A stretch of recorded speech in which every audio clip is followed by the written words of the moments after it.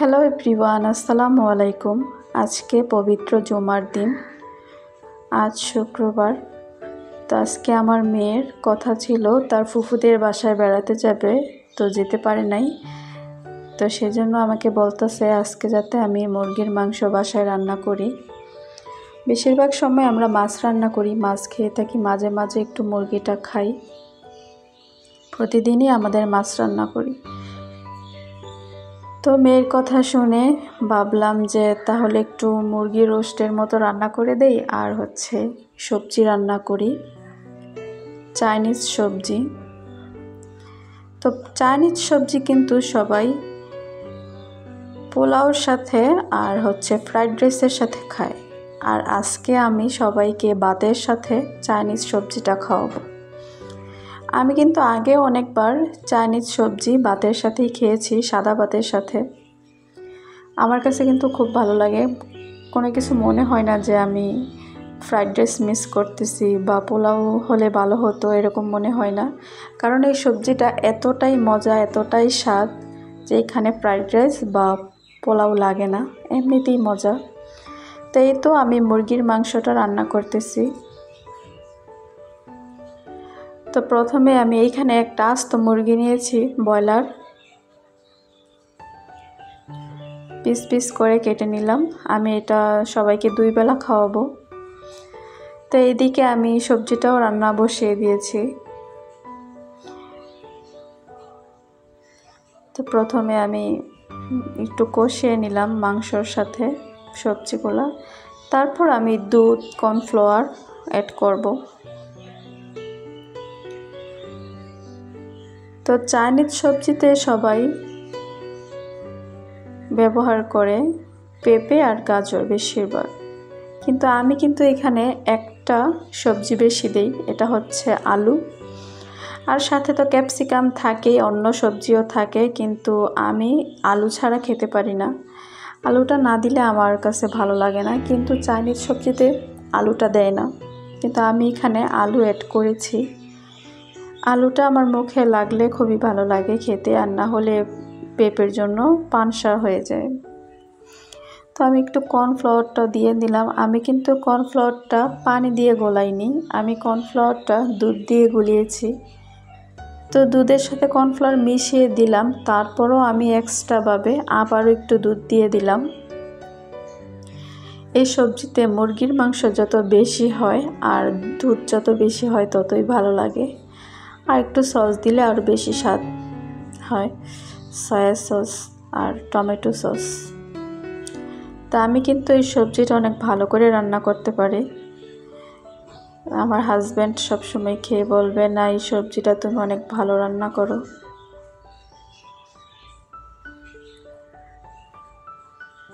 তো সবজিটা প্রায় হয়ে গেছে, আমি এখন কিছু ধনেপাতা অ্যাড করে দেব।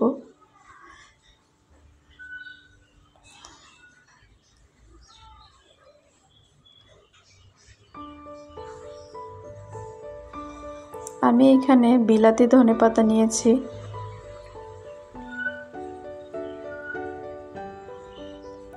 তো সবজির সাথে আমি এটা মিশিয়ে দিচ্ছি।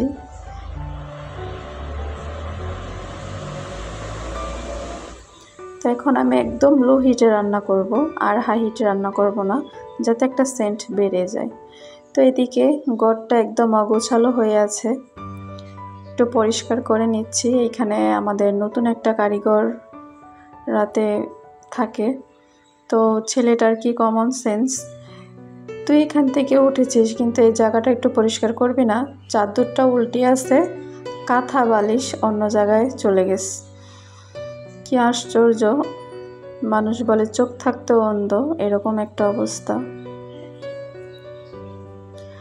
তো প্রতিদিনই রুমটা আমি ঝাড়ু দিয়ে যাই। তো ওকে মিন করে বলতেছি, ও তো এটা রাতে শোয়ার সময় দেখে যে রুমটা প্রতিদিন ঠিকঠাক থাকে, তাহলে সকালবেলা কেন ও এটা ঠিক করে যায় না? তো এই তো চাদর কি অবস্থা, নিচে পড়ে আছে, তারপর উল্টে আছে, কাঁথার জায়গায় নেই, বালিশের জায়গা নেই।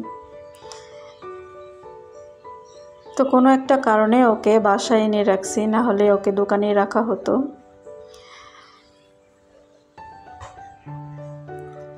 তো এইখানে সোফাগুলো একটু ঝাড়ু দিয়ে দিচ্ছি।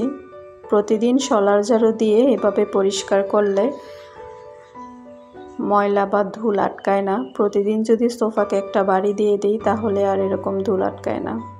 তো আমি কিন্তু এই রুমে প্রতিদিন আসি না, তো এই ছেলেটা প্রতিদিন এখানে থাকে, তাই এখন প্রতিদিন এসে একবার করে ঝাড়ু দিয়ে যাই। তো এই যে 2 সোফার মাঝখানে আমার একটা বড় বিশাল গ্যাপ আছে। তো আমার ইউটিউবার আপুদের কাছে সাজেশন চাচ্ছি যে এইখানে কি একটা রাখলে রুমটাকে সুন্দর লাগবে। বিরাট বড় একটা গ্যাপ এই জায়গায়। এই গ্যাপটাতে কি বসালে সুন্দর লাগবে? যদি ছোট একটা গ্যাপ থাকতো তাহলে ফুলের টব বসায় দিতাম, কিন্তু এখানে একটা সোফার মতোই জায়গা রয়েছে, আরেকটা সোফা বসানো যেত এরকম একটা কর্নার। তো এই জায়গায় কি রাখলে সুন্দর লাগবে প্লিজ যারা ভিডিওটা দেখছো তারা কমেন্টসে বলো।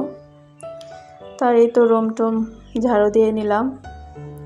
রুমে অনেক ময়লা, সারাক্ষণই মেয়েরা দুষ্টামানি করে ময়লা করে রাখে। তো রান্না বান্নার পরে রুমটা ঝাড়ু দিয়ে নেই, একদম দুপুরে পর পরিষ্কার মনে হয়, একদম ক্লিন লাগে। তো অফ ক্যামেরায় ঘর দুয়ার ঝাড়ু দিয়ে মুছে ভাত খেতে চলে আসলাম। এই তো আমি সবজি নিয়েছি, সাদা ভাত দিয়ে খাবো, আর ওইখানে একটু মুরগির মাংস ভুনা নিয়েছি।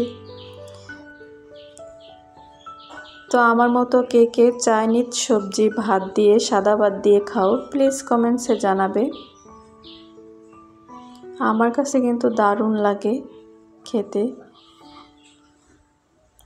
সবজিটা মজা হলে আর কিছু মনে হয় না। এটা মোটা ভাত হোক বা চিকন ভাত হোক, মনে হচ্ছে যে আমি ফ্রাইড রাইসই খাচ্ছি এরকম মনে হচ্ছে। তো সবাইকে খাবার দাবার দিয়ে আমি লাস্টে খেতে বসেছি।